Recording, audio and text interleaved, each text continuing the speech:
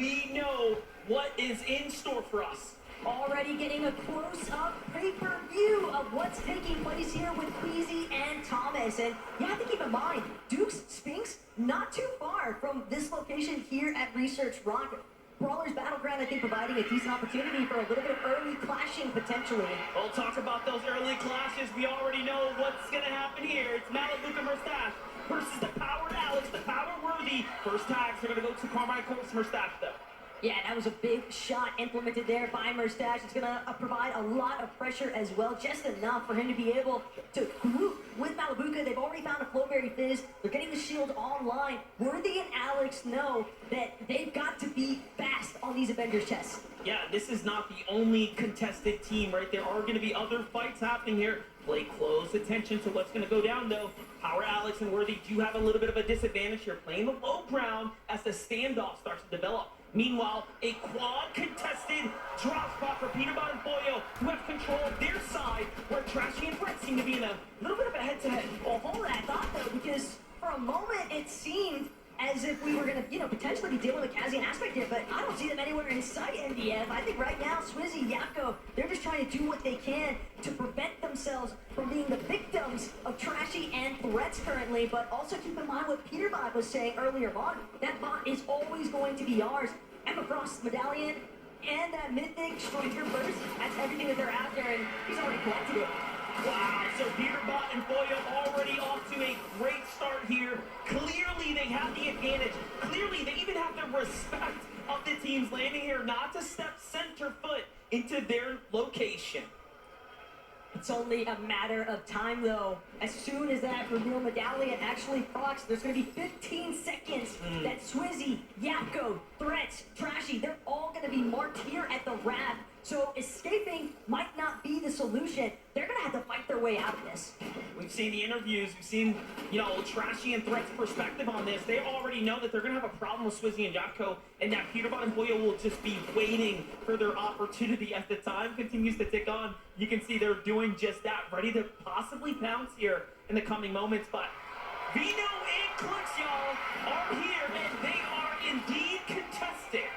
The moment these names lit up on screen, you can just hear the crowd going crazy. I mean, a clear fan favorite for good reason. And I think the most incredible part about it is just listening to Clix talk about the fact, hey, we just found out a couple days ago, yeah, we are going to be contested. But for Damo and Resigns, you have to also factor in, this is familiarity for them. Sandy Steps has been their home as well. Yeah, this is a lot of respect coming from both sides. Clix and Vino, of course, just feeling out the playing field right now, playing the outskirts, meaning that no team can, rotate from behind them, whereas Resigns and Damo are content with their side of the map. But Middle Eastern teams are on the set here. Haman and Cal Gamer now up against the likes of CZB and Nathan, who's underneath them. And CZB and Nathan, I think, definitely one of those teams that I think a lot of people would view as that potential underdog story. But the interesting aspect is knowing that they are going to be contested here at Grand Glacier. And what we're seeing a lot of right now in the players that are just having these small, mild interruptions to their traditional loop paths, and what kind of dominoes effect that might have after the fact. And also, just look at how many players are alive. This is about as intense as it can get. When there's this much money on the line, when you have this much time, right, to wait, sit, contemplate your strategy. What are you going to do when the call comes? You have to answer it. Chapentini here pushing the pressure, pushing the conversation right now. Adrian's not looking good for him. He's going to be the first to fall, and that's one NA team down. Bit of a tragic start there for Rise and Agers, but their downfall is Teeny and Chaps Uprising. Bound to be super happy with the elimination damage they did just here there. Surge tags are always going to be so crucial. And in a lobby like this, MDF, when we know that we have so many heavy power hitter teams, that's going to be insane to think about. You have to connect on every single shot.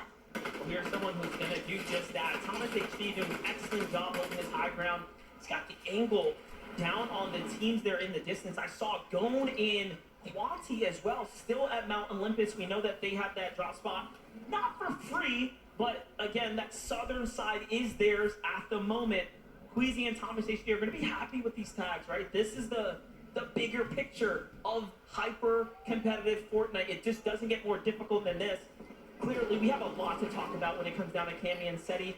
This is a team that is a favorite and a favorite for a reason, as is Vico and Flixie, some of Europeans' strongest coming up, and I dare to say part of the new era. Sparks already started to fly though. Vico trying to see if he can get an overhead view onto Virgo and Shadow.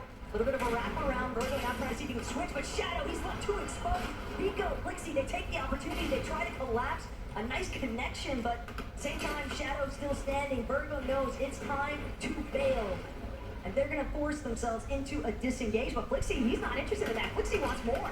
Oh yeah, this is a storybook kind of conversation right here. This is something that we expected to happen. If you're going to go up against the likes of Flixie and Vico's pathing, you just have to get out of the way or get ran down. And Virgo and Shadow are going to be another NA team to fall here to the hands of a European juggernaut. And, you know, this is, again, I have an inkling just to start for Flixie and Vico. And there's a big reason why these guys have Reckless Railways uncontested. You do not want to have to deal with some of those up close and personal box fights early on, but Paper, Victor B, they've also found themselves in a little bit of skirmish here. Clone, alongside Franzu, trying to make sure, but they've got to be careful. Look at the stealth opportunity here. Gon and Quanti, absolute ninjas. They're getting really close here. A lot of danger lurking nearby, and Brazil, of course, known for what they're capable of when it comes down to jumping in and playing aggressive, and they do just that. But no, the ambush was unsuccessful. Paper, oh, so close, escapes by the skin of his teeth. Talk about Brazilian teams sneaking up. It's Bruce and Ed, also on the prowl right now. Everybody just crouch walking up to all of the commotion that this box fight is bringing just outside northwest side of Mount Olympus here. And the most important aspect though, Paper, you gotta respect that 180 turnaround, throws up the middle wall, make sure to protect himself. But Ursa, and they've now found an opening, but it's gonna be cut short. Victor B, Paper, all these teams starting to congest here, and a search base on top of the boot. Here's what I'm thinking. I'm thinking Person Ed are recognizing we have to get in the fight. Like whether we want to or not, Storm Surge is gonna become an issue. And if you're unfamiliar with what that means, when there's a certain amount of players alive, the game is going to force you to fight other teams. Damage will start to rain in the visual of lightning bolts and take you out the game if you're not being active. The real thorn in the side right now, though, for Victor B and Paper is it's evident that they want to get inside of that bunker. Clone and Franzuo, they are doing everything in their power to prevent anyone else. They might find themselves trapped at the bottom of it for a time being, though, because keep in mind, teams do like to hold whenever they find duos inside of that bunker. Quanti and Gon also setting up, looking back inwards, trying to see what's going to happen here. Meanwhile, Victor B and Paper really wearing the results of this drawn-out fight on their loadout right here. You can see ammunition starting to run low, builds even shorter than that. It's only going to be a matter of time before this starts to go super south, so if Paper and Victor B can't step up and finish this fight soon, it's not going to be good. Yeah, but at this point, they have to find closure. There's no opportunity to retreat. You are all in at this stage. They've invested too much time, and they know that they need more surge tag damage as well. Clone, Franzu, more than content to sit this one out, though, because the weapon bunker is sounding, and they're going to have the advantage once it opens. Yeah, if they get to jump down there first, and of course, secure the goods. There's going to be a lot of loot that's going to be given out to Clone here shortly, but Paper and Victor B don't want that to happen. You can see how much more urgency, right, is put behind these shots now as they're trying to push in.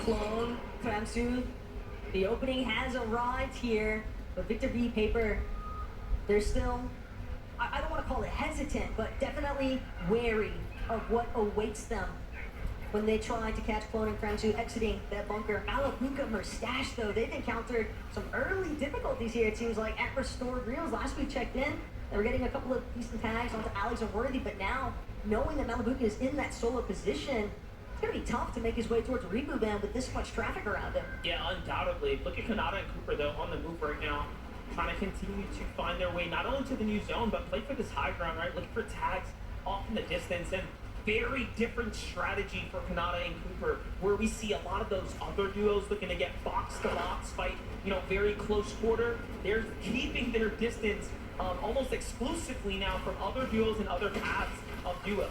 But I really love this positional check, though, from Kanata and Cooper, because they've taken over a hill just northwest of Restored Reels, and they know all those duos that are far west on the map, far north, they're going to have to rotate through Cooper and Kanata.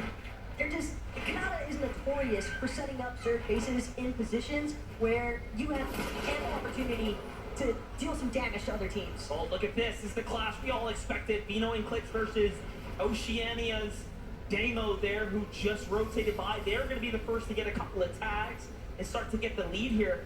You have to be really careful. Vino and Clix are going to recognize that if they stay in the storm, what's going to happen? Those other teams are going to have strong positions to give them even more of a problem later.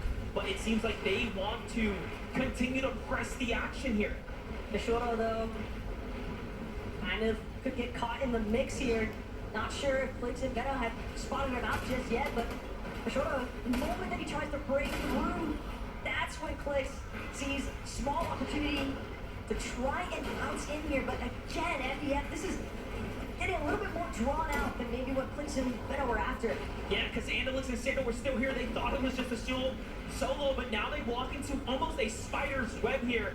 Sato and Andalix do have heals as well, so they can kind of sustain themselves for quite some time, but I'm not sure how much Andalix has to work with. Meanwhile, the GOATs of the region, the Kings of EU, the most consistent duo in the world when it comes to land performances in the recent years, are here. Every view we pan over, it's like sharks in the water currently. The fact that Cammy and Seti, and that decided to just stroll on over so casually, but they recognize there's no real openings for us to taste this one just yet.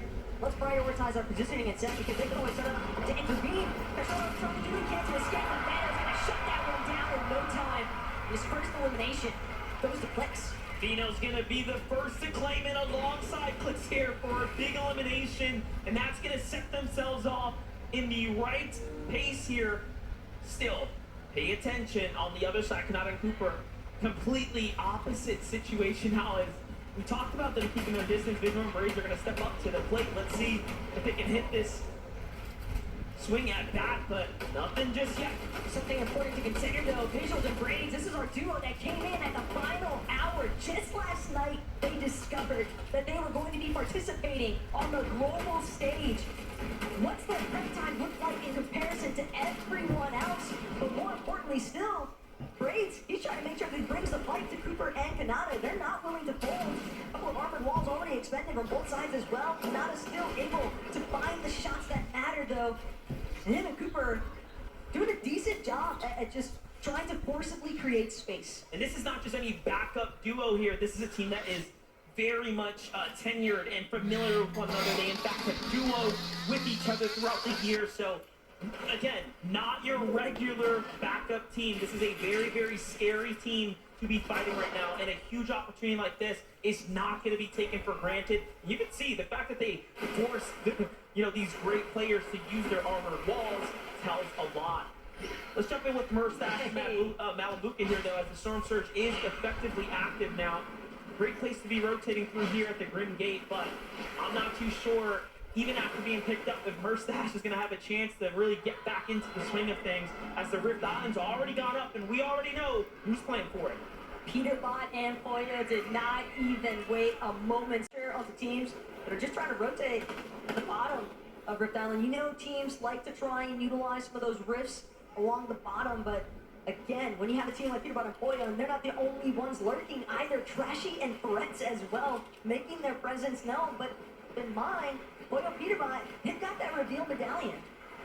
Yeah, they're going to be able to scout them out in just a couple of moments here. So, Trashing and Threats will have a big, big problem here. The hold up, King and Phaser talk about problems of pushing down into the EU duo. Now, there's something that we know about King is that he's not someone you want to face in a box fight. What he's managed to do all throughout this week is instill fear into every duo. He has challenged players in the practice rooms back to back and has been the most successful. From the way that you're mentioning that, it's all about the solos, and this is a duos game here, MDF. King trying to see if he can get a little bit of revenge damage onto Reason or Badil, but currently, Germans, they're the ones holding height, and King, he's going to have to start burning through some of these small shield potions, and the real issue is once those shields crack, Badil, Reason, more than close enough to hear it, but they also need the damage, so the King is inevitable. Yeah, both sides are extremely aware that this is a fight for Surge right now, and should King's team get a tag, the Surge is going to flip. They are the team quite literally above them, and it doesn't really get much closer than this, and this is the most opportunistic time for King to take down a duo here. But Reason, there it is. The opportunities start to shift here. Reason and Badil now. Pressure starts to loom on them. The craziest part to think about too is that they've still got to watch their backs because Rift Island just lurking in the distance, slightly higher elevation than themselves. Peterbot Boyle, they were definitely trying to see if they could track down anybody for some additional tags, knocks, elims, ideally, but one of these teams has got to get a go on here. MDF, they can't afford to just sit idle. It's either fight or get eliminated. Here it comes. I'm seeing two shots coming from both sides. Reason goes for it first. Gaudiel on the other side doing an excellent job, but a trade comes out. King's weak, and he's going to be the first to fall. Reason and Gaudiel come out on top, and even then, it's just enough to stay alive for now. Crazy, though, when you think about how many teams are getting caught inside these box fights. Oh, he's getting spotted out, though. Overall comes down. Another weak player in front of him. Never caught it. It was so close. But now the focus comes into who will win game one. We have just 4 teams remaining. Make that 5. Acorn and Cole find another. Duke simply too sabotage, losing his duo speaks there to Peterbot, but Acorn and Cole, the fact that they are still intact. 5 armored walls as well to work with here for Acorn. Chapentini, though, they're trying to see if they can look for an opportunity to collapse. Vico Flixie off in the distance as well. The mid-ground starting to really pile up here. Well, look at this. High ground starting to run out of material. Vico and Flixie, this is the pick for me. The team that I knew, you leave them uncontested. They're just going to put in dangerous work here on the field, and it is starting to shape up. Acorn and Cole at a saving grace on the low ground, on the outskirts, putting pressure onto Japan's best. Rise and Yuma, who also has 7 eliminations. Yuma sends up against Acorn, finds a beautiful tag there. Who's his teammate, though? Finds another exchange. It's back and forth here. Anything can still happen. All these teams scurrying in the low ground, though, they're sabotaging each other. Acorn's gonna go down. Yuma's still standing tall, but now Chapentini from the high ground, they're just gonna collapse. And that is just another elimination to add to the count. Vico Flixie versus Chapentini. It's a battle of Europe. A battle for the ages indeed here. 5 eliminations still for Teeny and Chap. Things are starting to rack up. Teeny, the first to go down. Chap's also weak. They jump in. They close the game. It's game number 1. The victory royale will go to Chap and Teeny. Could it be more deserved? The way that they held down that high ground, MDF, you could tell that they were aiming exclusively for the victory royale at this stage. But granted, you have to keep in mind, there's somebody on the ground that can help out even more so. Dallas, would you please give it up for your game 1 winners? Chapentini, do you want to step up for me here, fellas? So everyone can see your glorious faces. Let's kick things off here. What a great start. I mean, you guys... A player that didn't make the last Globals. I was lucky enough to be at the Global Championships last year, speaking to... Subscribe. Peace.